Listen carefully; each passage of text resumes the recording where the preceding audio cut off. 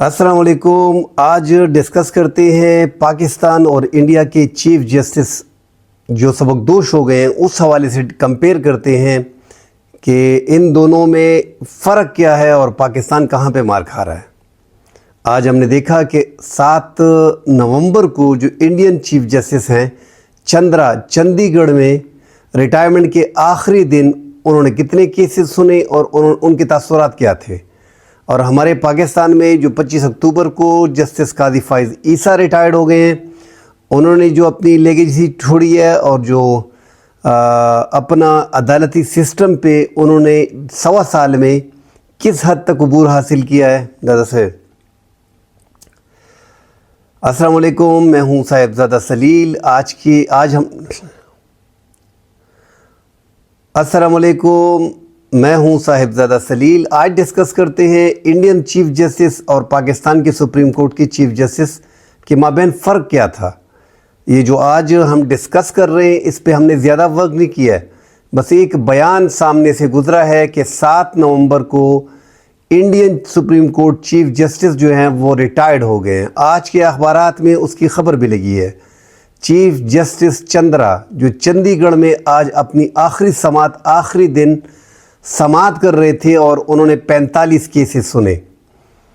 अब 45 केसेस सुने, हम कंपेयर करते हैं चंद्रा को जो इंडियन सुप्रीम कोर्ट के चीफ जस्टिस हैं और पाकिस्तान की जो 25 अक्टूबर को रिटायर्ड होने वाले चीफ जस्टिस थे काजी फाइज़ ईसा की। डिटेल से बात करेंगे काजी फाइज़ ईसा पे। उसकी वजह यह है कि यहाँ पे जो बयान सामने आया है इंडियन चीफ जस्टिस का, उनका जो एक बयान आखिरी दिन के हवाले से तासुरात सामने आए हैं वो आपके सामने रखेंगे कि चंद्रा ने आज चंडीगढ़ में जो अपनी आखिरी दिन समाते की, अपने आखिरी दिन जब उनको रजिस्ट्रार ने कहा है कि अलविदाई तकरीब किस टाइम पे रखनी है, आखिरी दिन, हम तो 1 महीने पहले प्लान करते हैं, 10 दिन पहले, 15 दिन पहले, आखिरी दिन उनको बताया गया तो उन्होंने कहा 2 बजे का टाइम रख लें, क्योंकि 2 बजे जो होता है हमने आलमोस्ट केसेस जो है वो निपटा चुके होते हैं। तो 2 बजे तक मौसूफ जो चीफ जस्टिस हैं इंडिया के Chandra, Chandigarh high court supreme court में काफ़ी तादाद में लोग जमा थे।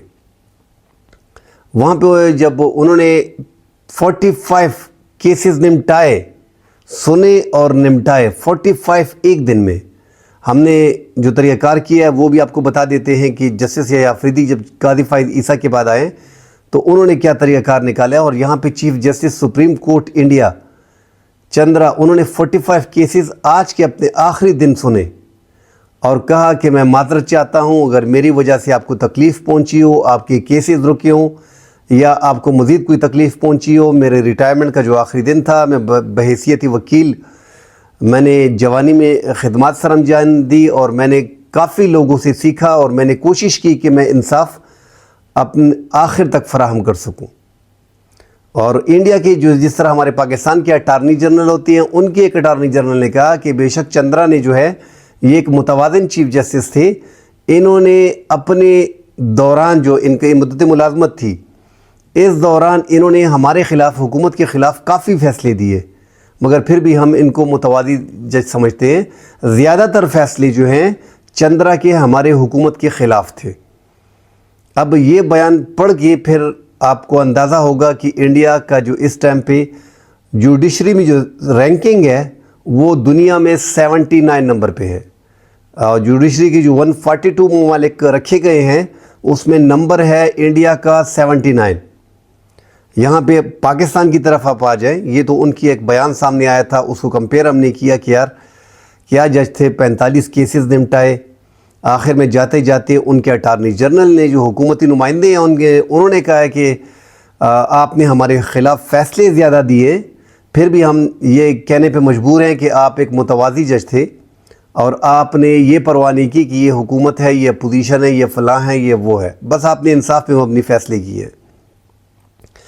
काजी फाइज़ ईसा जो हैं वो, उनका तो एक नोटिफिकेशन जो है, जब जस्टिस उमर अता बंदियाल साहब थे तो उनका 3 महीने पहले नोटिफिकेशन जारी कर दिया गया था। लग रहा था भले बड़े एस्टेब्लिशमेंट के ख़िलाफ़ माने जा रहे थे, लग ऐसे रहा था कि ये अदालती पूरी सिस्टम को ठीक करके जाएंगे। काजी फाइज़ ईसा ने 1.25 साल चीफ जस्टिस के ओहदे पर रहे और 25 अक्टूबर 2024 کو قاضی فائز عیسیٰ نے ریٹائرمنٹ سے ٹھیک 1 ماہ پہلے کیا کیا کیا اس پہ بحث کرتے ہیں۔ پاکستان کی رینکنگ اس ٹائم پہ 142 ملکوں میں 129 نمبر پہ ہے۔ انڈیا جو ہے وہ 79 پہ ہے۔ اس کا مطلب کہ تقریباً 50 ممالک اس درمیان ہے، 50 ممالک ہم ان سے پیچھے ہیں انصاف میں۔ یہ تو یہاں پہ ایک بات ہو گئی۔ اب قاضی فائز عیسیٰ نے جو 1.25 سال کی مدت گزاری، اس میں ہم نے دیکھا ہے کہ اپنے مخالفین جن کی قاضی فائز عیسیٰ کی جو اہلیہ ہیں وہ سابق وزیر اعظم عمران خان کے خلاف کھل کے الزامات میڈیا میں لگاتی ہیں، اور ان کے شوہر جو ہیں موصوف وہ چیف جسٹس آف پاکستان تھے۔ عمران خان نے اور پی ٹی آئی نے کئی بار کہا کہ قاضی فائز عیسیٰ ہمارے کیسز نہ سنیں، مگر قاضی فائز عیسیٰ نے اخلاقی مظاہرہ نہ کرتے ہوئے کیسز سنے، اور قاضی فائز عیسیٰ نے آپ پورے 1.25 سال کی ہسٹری اٹھا کے دیکھ لیں جو قاضی صاحب نے اپنے ٹائم میں کام کیا ہے، حکومت کی فیور میں 100% فیصلے اور اپوزیشن کے حق میں 0، مطلب 100% اگینسٹ گیا ہے اپوزیشن کے، اور جاتے جاتے سپریم کورٹ کی پاور کو مکمل طور پہ لے کے سپریم کورٹ کو آپس میں ججز میں اختلافات پیدا کر کے وہ گئے۔ سپریم کورٹ کو آپ ایسے سمجھے کہ ایک سیشن کورٹ بنا کے گئے ہیں۔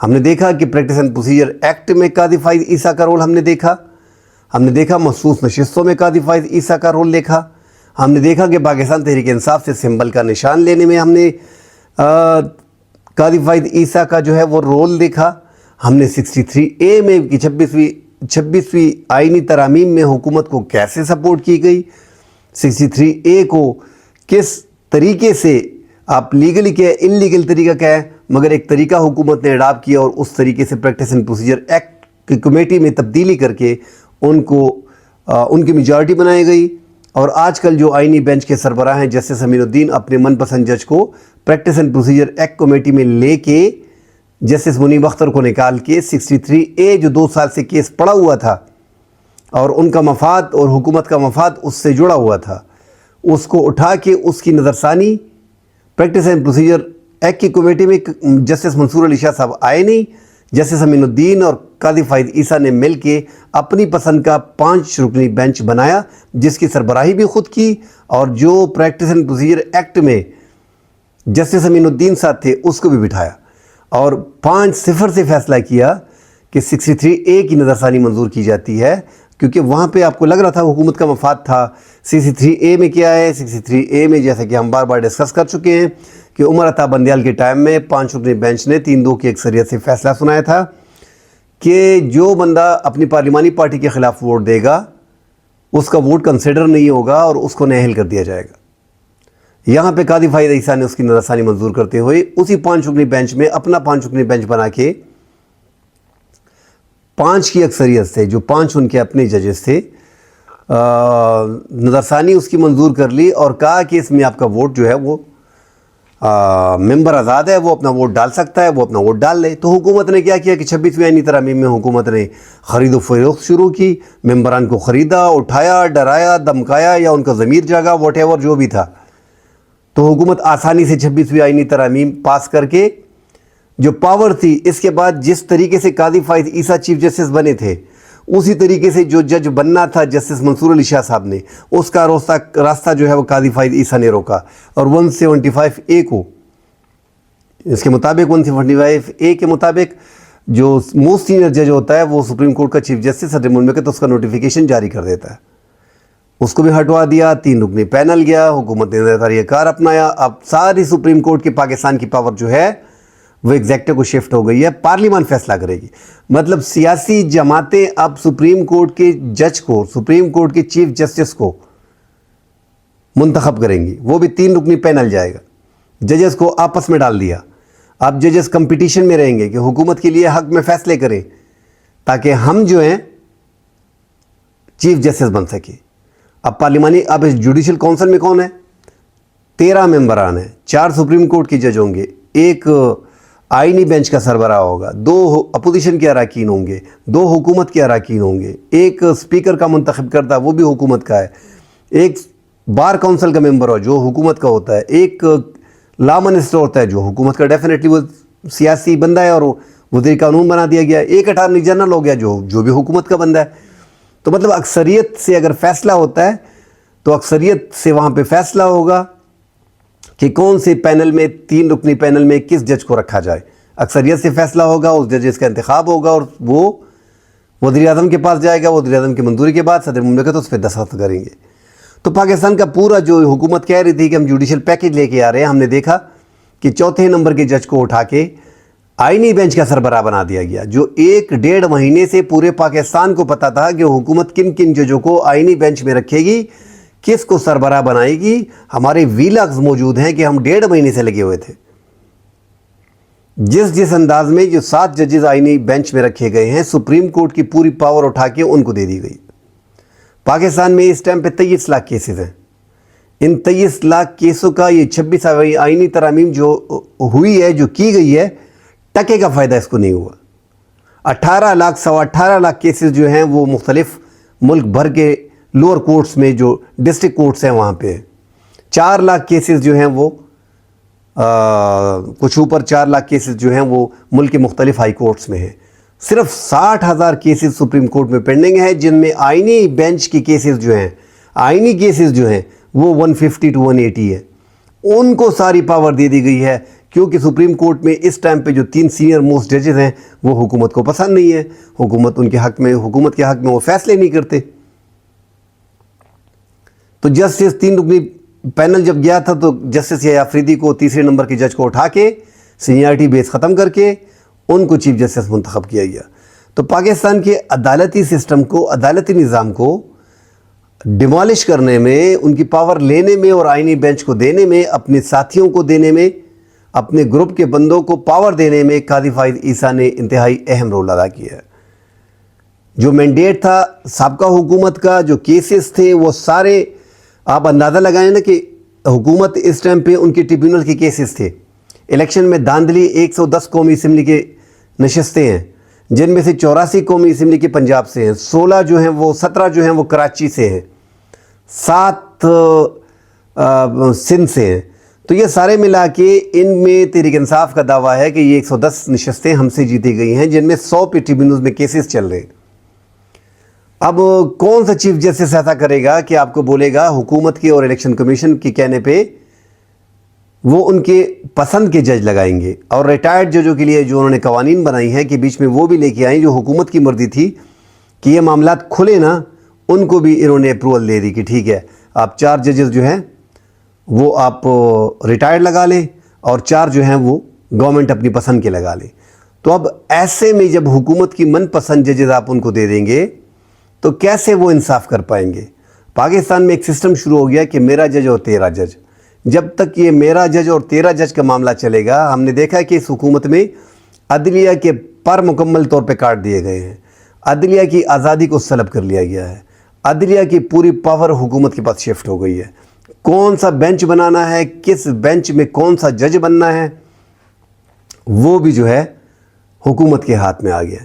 ये सिंपली आज मेरी नज़र से एक ख़बर गुजरी चंद्रा की, सुप्रीम कोर्ट के चीफ जस्टिस जो 7 नवंबर को इंडिया में रिटायर्ड हुए हैं, कि उन्होंने अपने आखिरी दिन में 45 केसेस सुने। हमारे जो नए चीफ जस्टिस आए हैं, जस्टिस यहया अफरीदी, उन्होंने कारकर्दगी करते हुए 2 रुकनी बेंच बनाए और कोशिश की, अपने पास 40 केसेस लगाए, जो हमने कहा यार ये तो तारीख़ रकम कर दी है इन्होंने।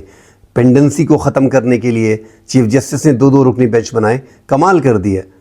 यहाँ पे इंडिया के चीफ जस्टिस ने 45 केसेस 2 बजे तक निपटा दिए थे, और ये रोज़ाना के हिसाब से वो 45-50 केसेस सुनते हैं, आप अंदाज़ा लगा लें। अब उनका नंबर जो है वो 79 पे है 142 ममालिक के फहरिस्त में, और पाकिस्तान का 142 के नामों में मैंने देखा, इससे पहले बताया जा रहा था कि 131 है, आज मैंने देखा है 129 है। तो 129वें नंबर पे हैं हम। अब मज़ीद जब नई 2024 की लिस्ट आएगी, आप उसमें देखेंगे कि पाकिस्तान 142 ममालिक में 5-6 मज़ीद तनज़्ज़ुली कर गया होगा और 136-137 नंबर पे चला गया होगा, क्योंकि जो आज़ादी थी वो तो सलब कर ली गई ना, वो तो मुकम्मल तौर पे सुप्रीम कोर्ट से पावर ले ली गई है। और पावर किन के पास आ गई है? पॉलिटिशियन के पास। अब पॉलिटिशियन मिल बैठ के फैसला करेंगे, क्योंकि उनकी अक्सरियत जो है माने या ना माने, अटार्नी जनरल, اب وزیر قانون، 2 حکومت کے ممبران، 1 7 جج، 1 اسپیکر کا نمائندہ وہ بھی نون لیگ کا ہے، 1 بار کونسل کا، یہ سارے 7 بندے بنتے ہیں جنہوں نے جس طرح انہوں نے آئینی بینچ کا سربراہ بنایا۔ سپریم کورٹ کی مکمل پاور کو سلب کر لیا گیا ہے۔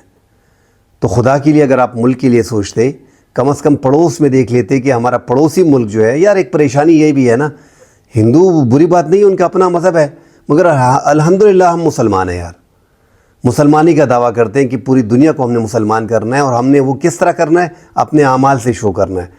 پاکستان میں 96% مسلمان ہیں، عدلیہ کے نظام میں ہمارے سارے مسلمان ہیں سوائے ایک بھگوان داس کے جو بہترین جج رہے تھے۔ آپ دیکھیں کہ ہمارا نمبر 129 پہ ہے، اور انصاف کے معاملے میں انڈیا کہاں پہ ہے؟ جن سے ہم نفرت کرتے ہیں 79 پہ۔ ہر چیز میں انڈیا ہم سے آگے ہے، ہر چیز میں۔ تو یہ ہماری بدقسمتی ہے کہ ہمارے عدلیہ کا نظام جو ہے وہ دن بدن کمزور ہو رہا ہے، ہم اس سے سبق نہیں سیکھ رہے۔ انڈیا میں اگر 79 ہے اور ہمارے ہاں 129 ہے، تو اس کا مطلب ہے کہ بیچ میں 50 ممالک ایسے مزید ہیں، ہم انڈیا سے اتنے دور ہیں۔ اب یہ ریکور کرنا، آپ کم از کم 1 صدی لگاؤ گے تو آپ اس کو ریکور نہیں کر پاؤ گے، جب تک آپ مکمل طور پہ اپوزیشن کو بٹھا کے اور مکمل طور پر عدلیہ کو آزاد نہیں کرتے اور ریفارمز نہیں لے کے آتے۔ اب ریفارمز اگر آپ نے لے کے آنے ہیں تو آپ کو 2/3 اکثریت کی بھی ضرورت نہیں ہے، آپ کے پاس اپوزیشن بیٹھنے کو تیار ہے۔ آپ ریفارمز لے کے آئیں کہ ملک میں 23 لاکھ کیسز ہیں، یہ پینڈنسی کو کیسے ختم کرنا ہے، جو لوور کورٹس میں ججز ہیں، تحصیلوں میں، ڈسٹرکٹ میں، ڈویژن میں، ان کی تعداد بڑھائیں۔ اب ان کے لیے پیسے آپ کے پاس کہاں سے آئیں گے؟ آپ ان کے لیے، جیسے ہم بار بار عرض کرتے ہیں کہ پاکستان میں اس ٹائم پہ 4 لاکھ سرکاری گاڑیاں ہیں جن کی مالیت 500 ارب روپے ہے۔ اب سرکاری گاڑیاں جو ہیں، اس سے پہلے جماعت اسلامی بھی یہ کہہ چکی ہے، جماعت اسلامی کے سربراہ حافظ نعیم الرحمان صاحب بھی یہ کہہ چکے ہیں کہ آپ اپنے اخراجات میں کمی لے کے آئیں۔ اخراجات میں کمی کیسے لے کے آ سکتے ہیں؟ سرکاری ملازمین کے پاس جو 22 گریڈ کا افسر ہوتا ہے، جو 21 گریڈ کا افسر ہوتا ہے، جو 20 گریڈ کا افسر ہوتا ہے، ان کے پاس 4 5 6 گاڑیاں ہوتی ہیں سرکاری۔ آپ ان کی سی سی کم کر دیں، ان کی گاڑیاں کم کر دیں۔ 17 اسکیل کے لیے 1300 سی سی ہوگی، 17 سے 20 تک 1300 سی سی استعمال کریں، آگے 1500 سی سی استعمال کریں۔ ہمارے وہاں لوگوں کے پاس 2700 سی سی، 3200 سی سی، 3800 سی سی، 4000 سی سی، بڑی بڑی گاڑیاں۔ اچھا، اس پہ اربوں روپے کا پیٹرول کا خرچہ ہو رہا ہے، گاڑیوں کی بھرمار لگی ہوئی ہے۔ اس طرح آپ اپنے دیگر اخراجات بھی کم کر سکتے ہیں۔ یہ سارے پیسے آپ بچ کر کے، اس کی بچت کر کے آپ کہاں پہ لگا سکتے ہیں؟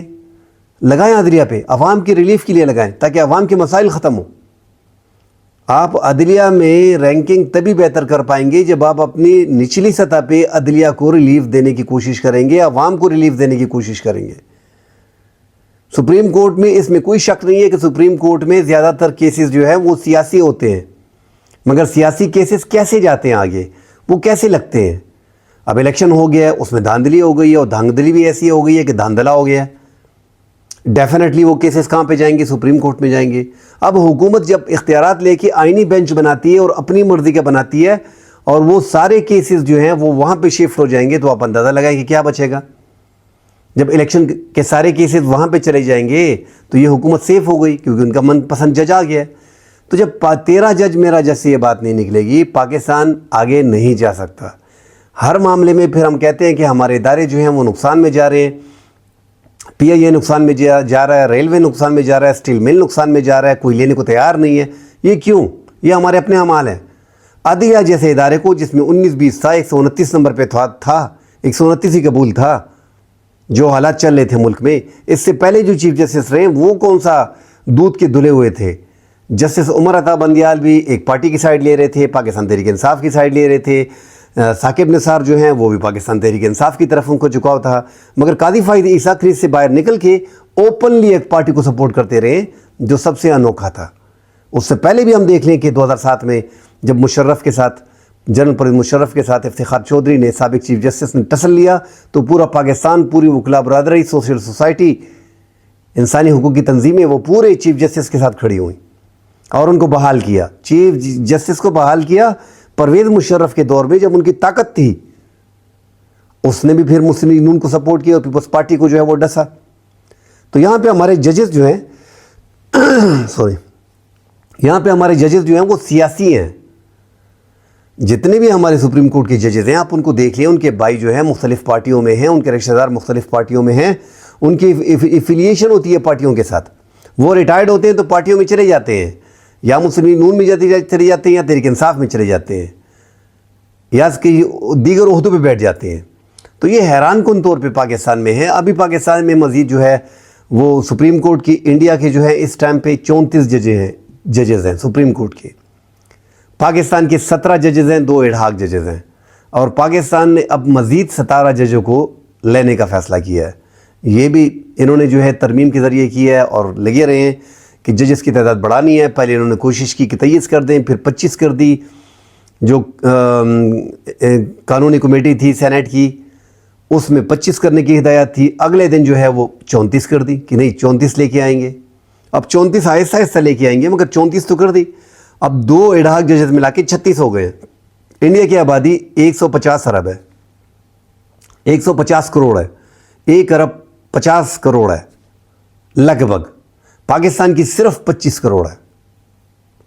ہمارے 36 ہو گئے، ان کی 34 ججز ہیں. آپ اندازہ لگا لیں نا. اچھا یہاں پہ پھر ان کی سیلری دیکھ لیں، ان کی سیلری لکھ لیں، زمین آسمان کا فرق ہے اس میں.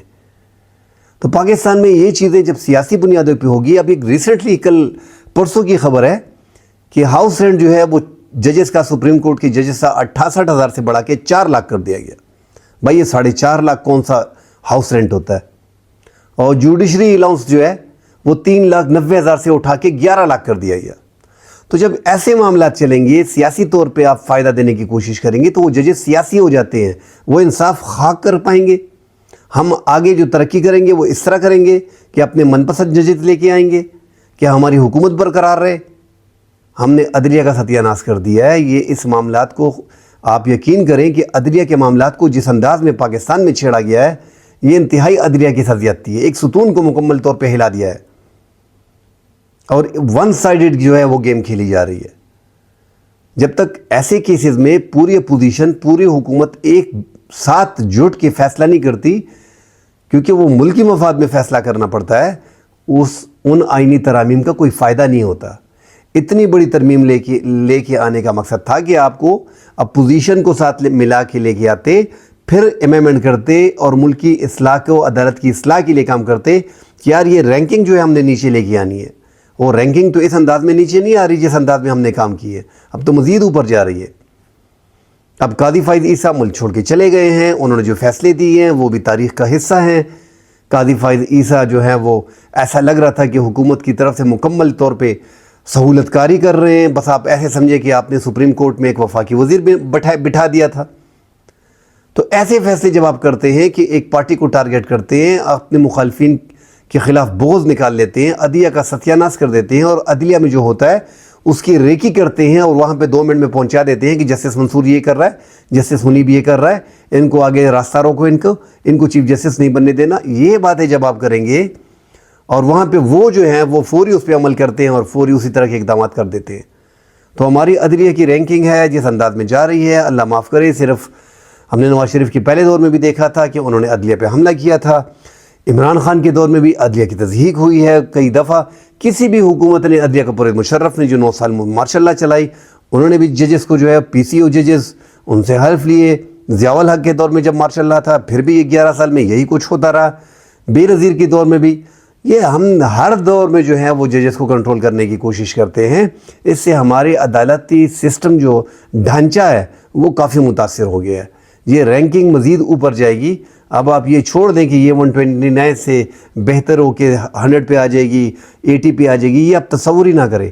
یہ ابھی 137، 138، 135، 134 مزید ہماری تنزلی ہوگی. کل انشاءاللہ اگلے پروگرام میں ملتے ہیں. اللہ حافظ.